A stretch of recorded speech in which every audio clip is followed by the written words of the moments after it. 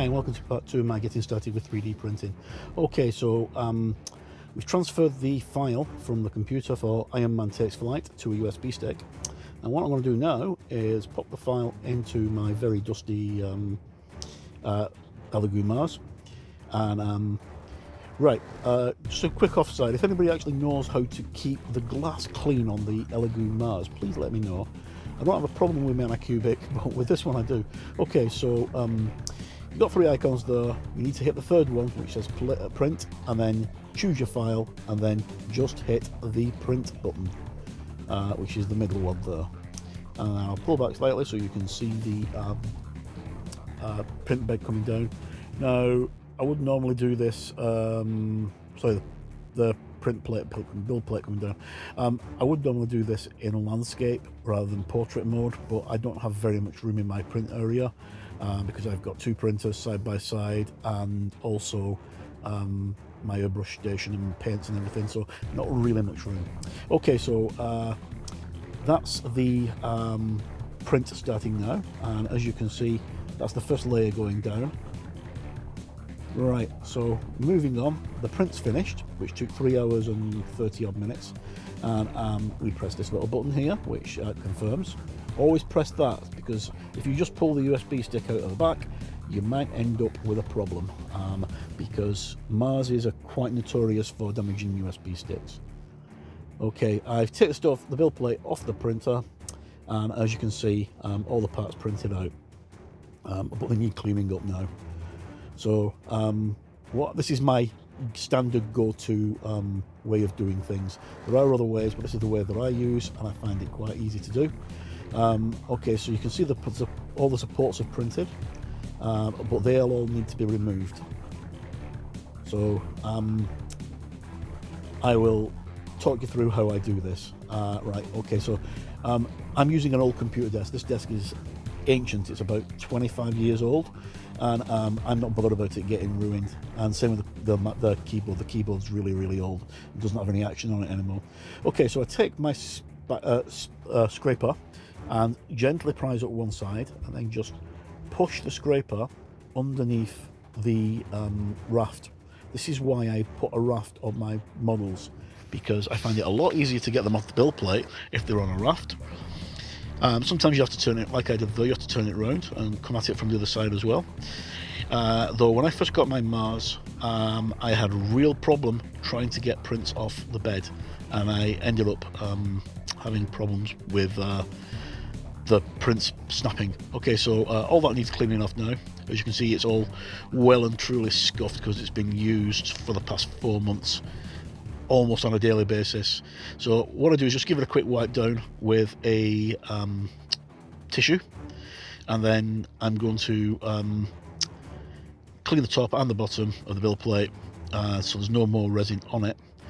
But to make sure there's no resin on it, I'm going to use the little bit of isopropanol that I've got left, which is not very much, because isopropanol, as you probably are aware if you're into 3D printing, is really difficult to get, and the only one I've been able to get is the 70%. The 99% is much better, but the 70% will do in a pinch. So I'm just using that to clean the build plate itself with a piece of tissue, rather than actually using that to clean the prints, because I've got other things that I can use to clean the prints.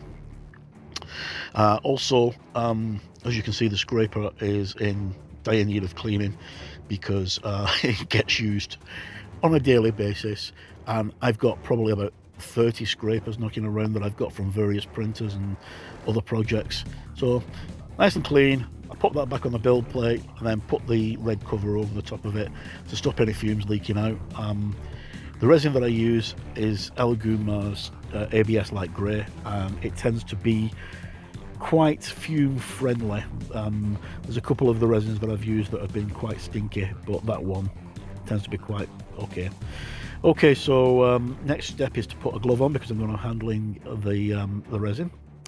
Now, there are a couple of ways of doing this. This is not the right kind of glove to use. You need to use nitrate gloves, not vinyl gloves, because resin can seep through vinyl.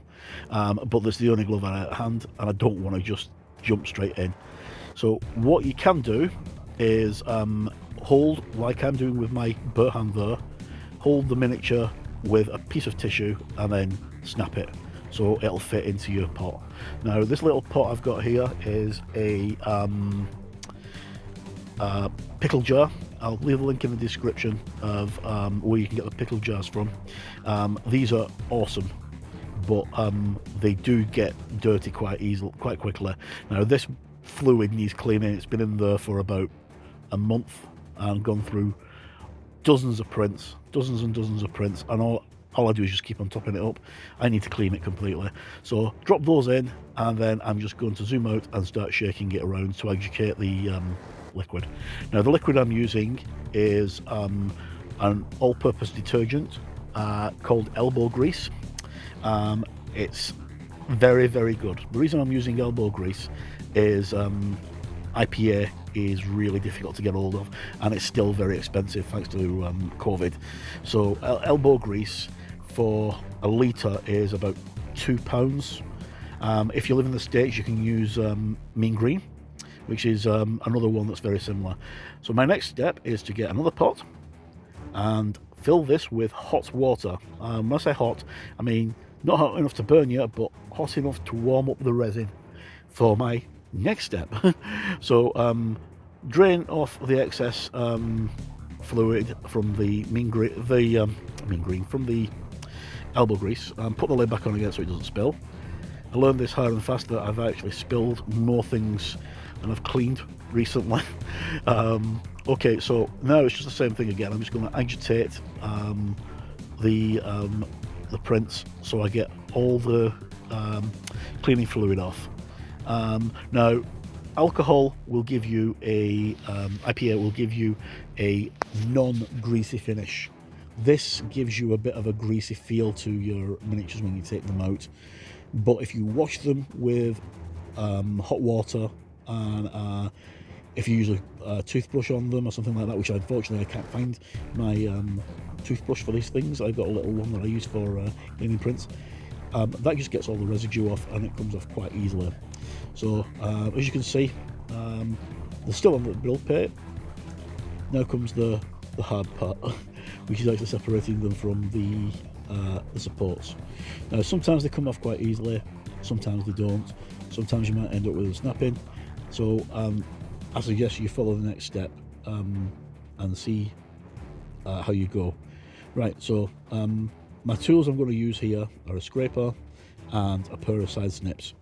Now the side snips came with a 3D printer ages ago, and that's the one that came with my Airbrush as the scraper. Right, okay, so I'm just going to try, because they are clean, there is no resin on here now, I'm just going to try and get my fingers underneath the supports. Now I am wearing gloves here, basically because my hands are a little sensitive today, so I'm just using gloves just to make sure that I don't get any nasty reactions with resin, because resin can be very, very dangerous if you get it on your skin. Now normally I don't tend to wear gloves on this part because they've been washed, but you never know if there's going to be any little bits of residue left over. So some parts, as I say, will come off without a problem. Some you'll have to use side snips to help you, as you'll see in a moment. Now there's a couple of these parts that are very, very tiny, like the arm on the boom arm, on the fire alarm, on the what we call it, dummy, right? Like this piece here that I'm taking off. So the easiest thing to do is just get in and snip underneath, and as you can see, it came off quite well. And then do the same. I'm going to prise this apart so I can get at Tony Stark, and as you see, his helmet's in the top corner, and I'm going to put my thumbnail, which is still in the gloves, underneath the back, and then just work it down using my thumbnails, and underneath the hands and underneath the arms where the supports are. I'm just going to gently snip away at those. If you can see them, I don't think it'll let me show you them, but snip away at these supports here to try and get as clean a cut as possible without losing fingers or a hand or even an arm, which can happen. Now sometimes when you come to this point, the print may come off without a hitch. There might not be a single problem. Other times it might not. Alright, so now I'm just going to take off all the little strands and the excess. And one thing that I forgot about on this stage, which you'll find out a little bit later on, is I put a support under Tony Stark's chin on one of the prints, and I forgot to remove it. So as I punctured it with the knife, I needed to remove that, and it comes off quite easily. It came off all right. It was not a problem when I actually went to clean the print up. So take off the last couple of pieces on the sprue and put them to one side. Now I normally use the grey resin because I find it easier to use, and I like the quality of it. I like the smell of it because it doesn't overburr, and I find it really easy to work with compared to some of the other resins I've used. But I always tend to use white white kitchen roll, because I put my parts onto the kitchen roll to try and dry them before they get cured, because it's important. Right, another important thing here is check your rafts when you've taken your supports off to make sure that you've got everything. You don't want to end up throwing something in the bin, and now it's just a question of doing the same thing again and getting all the other parts off the other sprue. Now unfortunately, because of the way that this is designed, and I didn't realise, I went to take the bed off that Tony Stark's hovering above on this side and put my finger straight through it, because the lattice of print is just like so tiny. There's very hardly any room for measure of like tolerance, though it's going to snap if you're not very careful, and I wasn't careful at all. Now the entire print took less than 3 hours to do both of them, so I could easily print these again, or I could print that part in about 15 minutes if I need to. So as you can see, there's a little tiny hole in it, which I'm not too bothered about, and on the whole I'm not too bothered about this print at all. It turned out all right. It looks a little bit greasy, but once I primed it, it looked really, really good. And in my next video, I'm going to take a look at actually painting it. So again, I check over the sprue to see if there's anything on the tree, and like hands or fingers or anything, and everything's fine. So that can just go into the bin now. You can't recycle it, you need to bin it, and the best thing to do is put it in a bin bag, or in a carrier bag in a bin bag, and then make sure that the bag's tied up, because we don't want anything going to the animals or the wildlife if you dispose of it incorrectly. The same with your resin as well. When you clean your resin up, please make sure that you dispose of it properly. Okay, so I pop everything back into the hot water. Now the water's obviously gone a little bit cooler now, but it's still quite hot. Not as hot as a cup of tea, or a cup of coffee, but still quite hot. It wouldn't give you a burn, but it's hot. Now this is so I can just go in there and then just rummage around and get all the last remaining bits of residue off, and right down the surface, and then put some more tissue down so I can get ready for the next part, which is curing. Now I put my cloth down. I go through this stuff like it's going out of fashion. One of the things I would recommend is don't buy cheap kitchen towel. Don't look for the ones that are like three for £1 or 3 for $1.50 or something like that. Go for one that's a little bit more expensive, because it'll save you money in the long run, because you're not using as much tissue, because it's it absorbs more liquid. Now I use the kitchen towels for airbrushing as well, because I actually use them as a dam when I'm in my airbrush. So I just spray onto them when I'm changing colours, and I tend to use ones that I've used for cleaning prints up, so there's not really that much of a waste. Okay, so all the parts coming out now. I can't get any more out with my fingers because My hands are too fat, so I'll just tip it all over, then look inside to make sure there's nothing else in, and then pat them all dry using another piece of tissue before I put them into the curing station. Now, my curing station is a nail varnish, nail salon nail varnish dryer for UV nail polish, and I think it was $14.99 off eBay. Not very expensive, but it's quite good, and it does the job and it cures things. Now, I tend to cure miniatures of this size for about 190 seconds and then turn them over and do another 190 seconds on the other side. Bigger miniatures I will do for longer, but you don't really need to go overboard. And it's the same with the hollowing models. You only need to hollow models that are of a certain size. As you can see here, you can see my camera pointing down and my little head popping over as I pop these onto a mirror.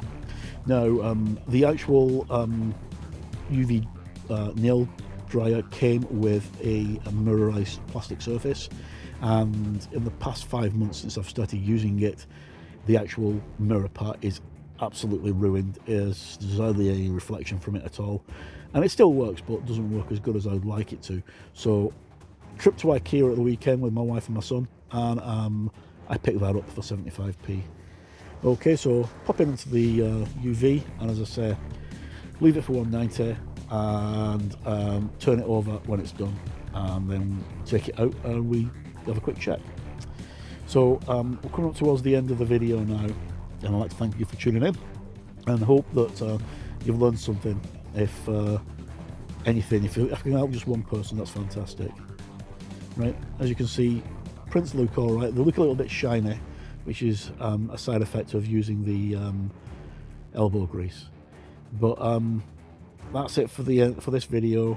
I hope that it's been of use, and if it has, please consider subscribing to the channel. I've got more stuff coming soon. The next video will take a look at painting this model and getting it from screen to print.